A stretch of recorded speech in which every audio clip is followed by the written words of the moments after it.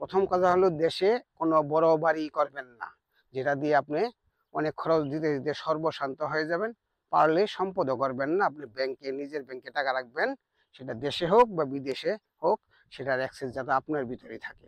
আর ২ নম্বর হলো বিদেশে থাকার অবস্থায় যদি আপনি প্রতি মাসে অথবা নিয়মিত দেশে না আসতে পারেন, সেই সামর্থ্য না থাকে, ২ বছর ৩ বছর ৪ বছর পর পর ভালোবাসার ট্রিপ মারবেন, সেটা কিন্তু সম্ভব না। সেই ধরনের বিয়ে করার সাথে না করাই ভালো।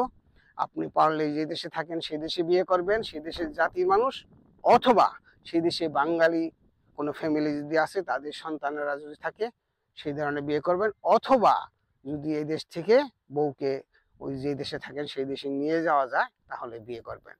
৩ নম্বর ঘটনা হলো যত্রতত্র এবং নিজের ফুটাঙ্গি দেখানোর জন্য সমস্ত টাকা পয়সা, ধন দৌলত, আত্মীয় স্বজনকে বিনা হিসাবে দিয়ে দিবেন।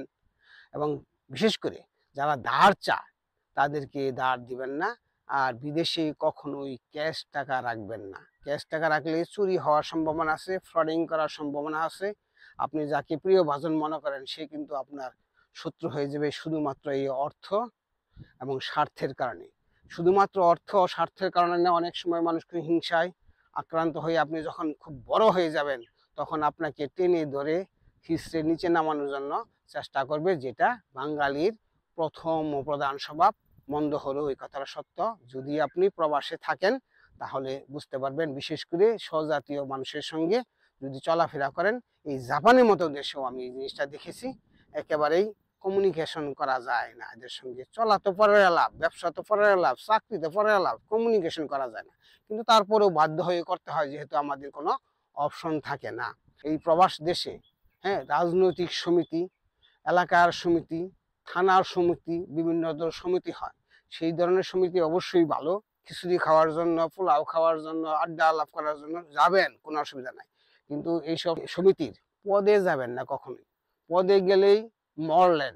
এক হলো নিজের ফুটাঙ্গি দেখার জন্য আপনার টাকা পয়সা খরচ করবেন। ২ নম্বর হলো যদি পদে যান সেটার কমপ্লিট করতে করতেই জীবন যায়। আপনি চাকরি করে, ব্যবসা করে যেভাবে টাকা রোজগার করবেন, যে সময়টা দিবেন তার সাথে অধিকাংশ সময় যায় এইসব এই পলিটিক্স মেনটেন করতে।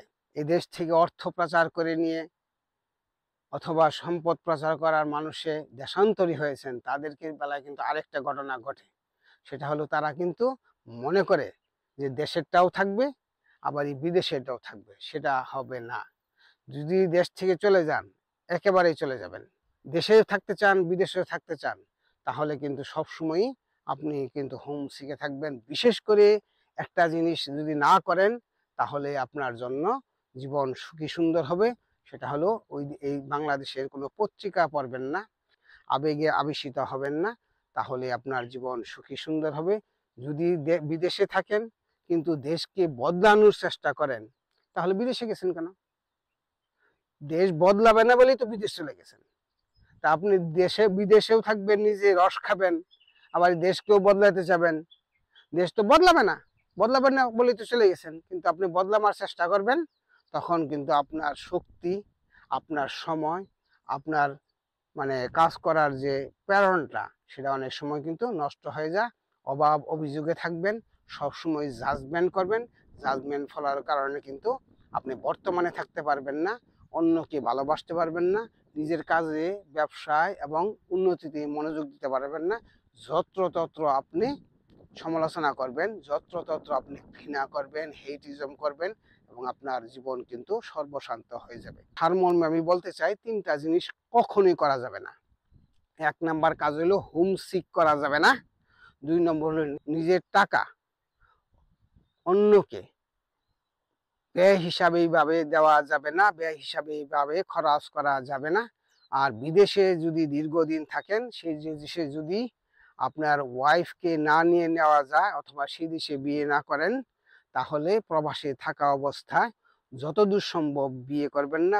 বিশেষ করে নিজের চাইতে একটু বড় অথবা সুন্দরী, অল্প বয়সী, আবেগী মেয়েকে বিয়ে করবেন না। করলেও খুব ম্যাচিউরড মেয়েকে বিয়ে করবেন, যে কিনা ধৈর্য ধরতে পারে। আর ধৈর্য ধরতে না পারলে সেটা না বিয়ে করাই ভালো। ৩ বছর ৪ বছর পর পর দেশে আসবেন, এ বিয়ে করার সাথে কি আর না করলেই কি, তাই না? সেই জন্য হয় নিয়ে যাওয়ার ব্যবস্থা করতে হবে, অথবা সেই দেশে বিয়ে করতে হবে, অথবা সেই দেশের জাতিকে বিয়ে করতে হবে। প্রবাস জীবন মানে হলো অনেকে নিশ্চয়তা জীবন মনে করে, নিশ্চিত জীবন না, এটা অনিশ্চিত জীবন। যে কোনো মুহূর্তে আপনার ভিসার সমস্যা হতে পারে, চাকরির সমস্যা হতে পারে, দেশে আপনি আত্মীয় স্বজন বন্ধু বান্ধব অথবা সম্পদ অথবা নিজের অবস্থানের কারণে কিন্তু অনেক সহযোগিতা পাবেন। বিদেশে আপনাকে কেউ হেল্প করবে না। টাকা পয়সার হেল্প তো শুধুমাত্র পাবেন ক্রেডিট কার্ড থেকে, যা আপনাকে অবশ্যই অবশ্যই রিটার্ন দিতে হবে। আর একটা জিনিস হলো, কেউ আপনাকে এক পয়সা খাবার দিবে না, যারা দিবে তারা কিন্তু আপনাকে ব্যবহার করবে। তাহলে সে কথাই রইল যে অযথা খরচ করা, বাড়ি করা অথবা অন্যকে ধার দেওয়া যাবে না এবং অযথা খরচ করা যাবে না। 2 নম্বর হলো প্রবাসে থাকা অবস্থায় দেশে বিয়ে করা যাবে না। 3 নম্বর হলো সেই দেশে, যে দেশে থাকেন সেই দেশের ভাষা, সংস্কৃতি এবং ড্রাইভিং লাইসেন্স নিয়ে নেবেন। দেখবেন আপনার প্রবাস জীবন সুখী সুন্দর হয়ে যাচ্ছে। 3টা জিনিস করবেন না, সেটা হলো আমাদের ইসলামেও বলা আছে, পৃথিবীর সমস্ত ধর্মেই বলা আছে। সেটা হলো উইমেন, ওয়াইন অ্যান্ড ওয়েলথ। এই 3টা জিনিস থেকে দূরে থাকবেন। উইমেন অর্থাৎ তো বুঝতেই পারছেন, শুধু উইমেন না, খুর, মেয়ে খুরও হইতে পারে, ছেলে খুরও হইতে পারে, খুরগিরি করা যাবে না। ওয়াইন, মদের পেছনে যাওয়া যাবে না, বিয়ার টিয়ার খাইতে পারেন, কোনো অসুবিধা নেই। দিস ইজ দ্য সিম্পল এবং সফট ড্রিঙ্কস, কিন্তু হার্ড ড্রিঙ্কস কখনোই করবেন না। আর গাম্বলিং, সম্পদের 2 ধরনের গাম্বলিং আছে। একটা হলো পাচিঙ্কো, একেবারেই গিয়ে খেলা, জুয়া খেলা যেটাকে বলা।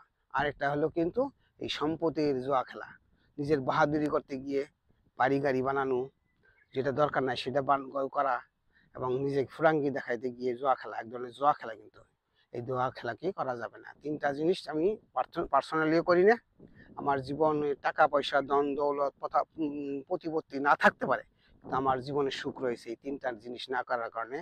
ইসলামী বলেন, হিন্দু বলেন, অথবা পৃথিবীর 3,500 ধর্ম রয়েছে, এরও বেশি ধর্ম রয়েছে, সব ধর্মে 3টা জিনিসকে কিন্তু প্রত্যক্ষ ও পরোক্ষভাবে নিষেধ করা হয়েছে।